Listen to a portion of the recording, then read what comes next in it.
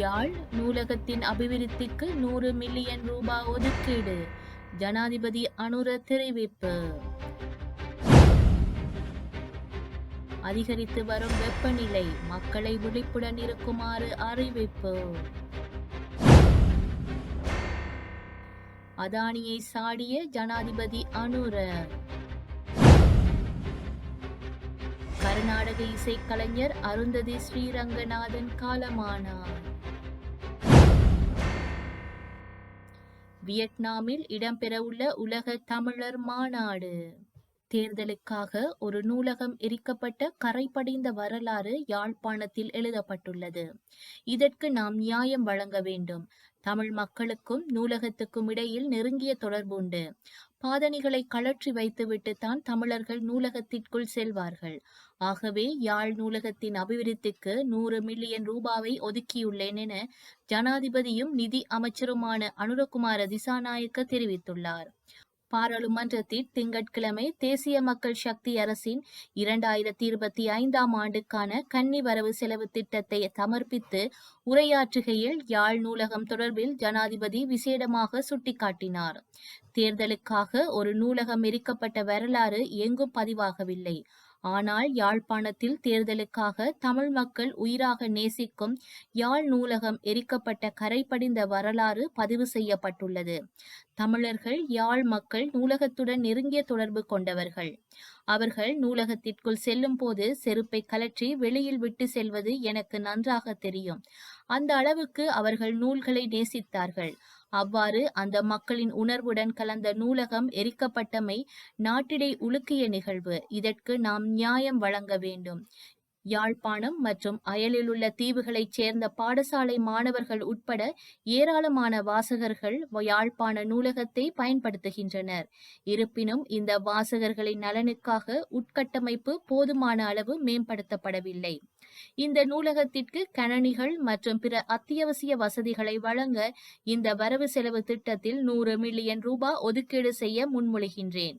மேலும் ஏனைய பிராந்திய நூலகங்களின் அபிவிருத்திக்காக இவ்வரவு செலவு திட்டத்தின் கீழ் இன்னும் 200 மில்லியன் ரூபாய் ஒதுக்கீடு செய்ய முன்மொழிகின்றேன் என்றார். யாழ் நூலக அபிவிருத்திக்கு அதிக நிதி ஒதுக்கியுள்ளமை தொடர்பில் ஜனாதிபதி விடுத்த அறிவிப்புக்கு சபையில் இருந்த அனைத்து உறுப்பினர்களும் வரவேற்பளித்தனர். முன்னைய அரசாங்கத்தின் பொருளாதார திட்டத்தின் தொடர்ச்சியாகவே இன்றைய வரவு செலவு திட்ட உரை இடம்பெற்றுள்ளதாக பாராளுமன்ற உறுப்பினர் அரிஷடி சில்வா தெரிவித்துள்ளார். இந்த திட்டம் தவறு என்று தான் கூறவில்லை என்றாலும் அரசாங்கத்தின் சித்தாந்த நிலைப்பாடு குறித்து இது கடுமையான கவலையை எழுப்புகின்றது என சில்வா கூறியுள்ளார். ஜேவிபி மற்றும் தேசிய மக்கள் கட்சி கருத்தியல் அடிப்படையிலான கேள்விகளுக்கு பதிலளிக்க வேண்டியுள்ளது. இங்கு கலந்துரையாடப்பட்டது ஒரு புதிய தாராளமய வேலை திட்டம். அவர்கள் 40 ஆண்டுகளாக இது போன்ற கொள்கைகளை எதிர்த்தனர். ஆனால் இப்போது அவற்றை ஏற்றுக்கொண்டால் அவர்களின் கடந்த கால எதிர்ப்பின் நோக்கம் என்ன என்று அவர் கேள்வி எழுப்பினார். இந்த வரவு செலவு திட்டத்திற்கும் முந்தைய வரவு செலவு திட்டத்திற்கும் எந்த வித்தியாசத்தையும் நாங்கள் காணவில்லை என்று டி சில்வா கூறியுள்ளார். அவர்கள் இப்போது அரசுக்கு சொந்தமான நிறுவனங்களுக்கு ஒரு ஹோல்டிங் நிறுவனத்தை நிறுவுவதை ஆதரித்தால் அல்லது எரிபொருள் மற்றும் மின்சார விலை நிர்ணய சூத்திரங்களை ஒப்புக்கொண்டால் ஏன் முன்பு அவற்றை எதிர்த்தார்கள் என்று நாம் கேள்வி கேட்க வேண்டும் என்று அவர் கூறினார். அவர்களின் எதிர்ப்பு மட்டும் இல்லை என்றால் நாடு முன்பே முன்னேறியிருக்க முடியும். ஆனால் அவர்கள் இப்போது ஒரு சமூக சந்தை பொருளாதாரத்தை ஏற்றுக்கொண்டால் நாங்கள் அதை வரவேற்கின்றோம். மேலும் அதை ஒரு வெற்றியாக காண்கின்றோம் என்று அவர் மேலும் கூறியுள்ளார். அதிகரித்து வரும் வெப்பநிலை குறித்து பொதுமக்களை விழிப்புடன் இருக்குமாறு வளிமண்டலவியல் திணைக்களம் அறிவுறுத்தியுள்ளது. நிலவும் வெப்பநிலை அடுத்த 24 மணி நேரத்திற்குள் எச்சரிக்கை மட்டத்தை எட்டும் என்று எதிர்பார்க்கப்படுகின்றது. வடக்கு, வடமத்திய, வடமேல் மற்றும் தென் மாகாணங்களிலும் ரத்தினபுரி மாவட்டத்திலும் வெப்பநிலை அடுத்த 24 மணித்தியாலங்களில் எச்சரிக்கை மட்டத்தை எட்டும் என எதிர்பார்க்கப்படுகின்றது.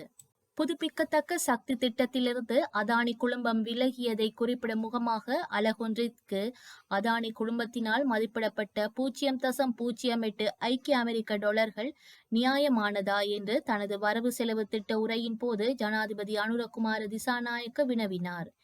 இலங்கையை விட்டு அதானி குழுமம் வெளியேறியது தொடர்பான சிலரின் கரிசனைகளுக்கே ஜனாதிபதி இவ்வாறு பதிலளித்திருந்தார்.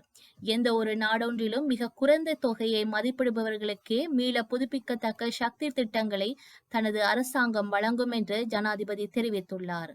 மிக குறைந்ததான அலகொன்றுக்கு 0.04 ஐக்கிய அமெரிக்க டாலர்களை மதிப்பிட்ட உள்ளூர் நிறுவனம் ஒன்றிற்கு திட்டம் ஒன்று வழங்கப்பட்டுள்ளதாக ஜனாதிபதி மேலும் கூறியுள்ளார். இலங்கையின் இசை ஆளுமையான கலாசூரி தேச நேத்ரு கலாநிதி அருந்ததி ஸ்ரீரங்கநாதன் திங்கட்கிழமை அன்று ஆஸ்திரேலியாவில் காலமானார்.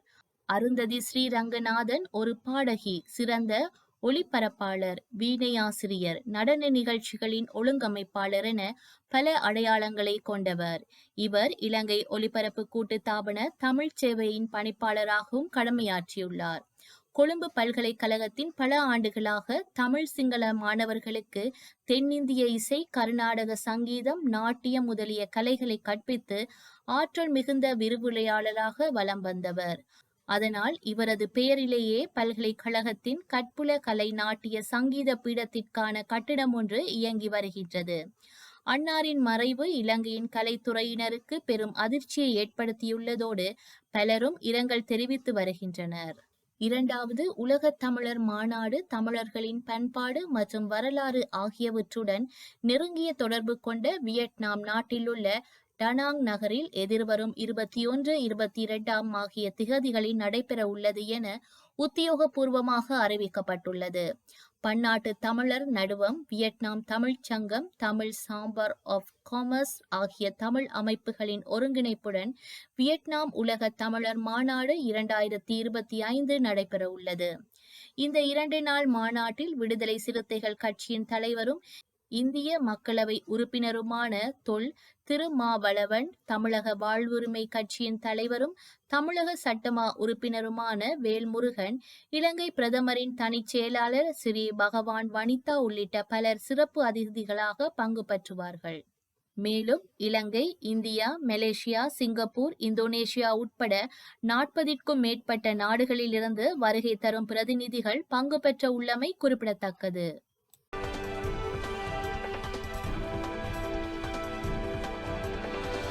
சீனாவை சேர்ந்த செயற்கை நுண்ணறிவு செயலியான டீப்சீக்கை டவுன்லோட் செய்ய தென்கொரியாவில் தடை செய்யப்பட்டுள்ளது. டீப்சீக் செயலி பயனர் தரவுகளை கையாள்வது தொடர்பாக மதிப்பாய்வு செய்யும் வரை இந்த செயலியை டவுன்லோட் செய்ய முடியாது என்று தென்கொரியா அதிகாரிகள் தெரிவித்துள்ளனர்.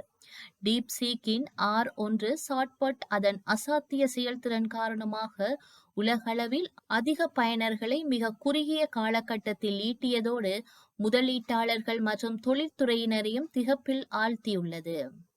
எனினும் டீப்சீக் பயனர் தரவுகளை சேமிப்பதாக எழுந்த குற்றச்சாட்டுகளை தொடர்ந்து பல்வேறு நாடுகளில் இந்த சேவைக்கு எதிர்ப்பு குரல் ஓங்கியது. மேலும் பயன்படுத்த தடையும் விதிக்கப்பட்டுள்ளது. டீப்சீக் அதன் பயனர் தரவுகளை எப்படி கையாள்கின்றது என்பதை மதிப்பாய்வு செய்யும் வரை இதனை பதிவிறக்கம் செய்ய முடியாது என சியோல் தனிப்பட்ட தகவல் பாதுகாப்பு ஆணையம் தெரிவித்துள்ளது. வரலாற்றில் இன்று